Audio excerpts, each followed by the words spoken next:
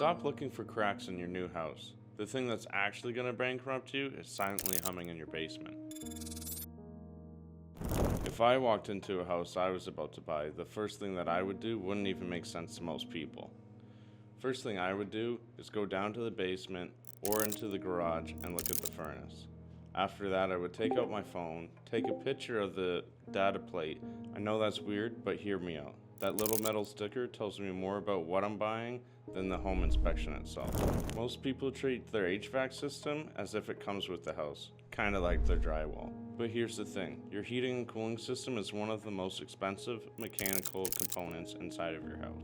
Unlike your roof or foundation, it is running every single day and probably a lot harder than you imagine. People always ask me, how old is too old for a furnace? And that's the wrong question. I've seen 15-year-old furnaces that could run for another decade. I've seen 5-year-old furnaces that could go at any minute. Most of this is caused because the previous owner thought maintenance was just walking past it every few seconds. Think of it like buying a used car. You could have a 10-year-old car that has oil changes done regularly and driven on the highway. Or you could have a 10-year-old car that's sat in stop-and-go traffic and never gets regular oil changes. It's the same thing. Your HVAC system is the same. If your previous owner never did any maintenance on it, never changed any of the filters or had it regularly serviced, it's been choking for many years now. Here's the first thing that I would do. I would turn the system on, not to see if it works, but to hear how it starts. Does it take a while? Does it hesitate?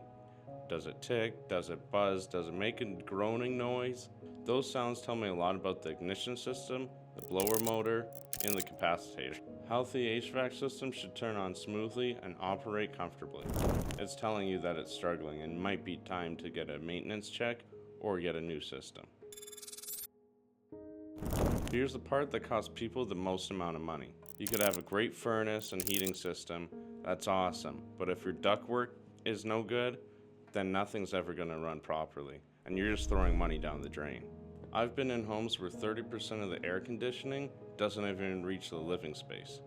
In my professional opinion, if you are getting a new furnace or HVAC system, you should get everything maintained and serviced and inspected. Also, along with that, you should get your ductwork inspected, if not replaced, to go along with your new HVAC system to keep costs low and energy flowing.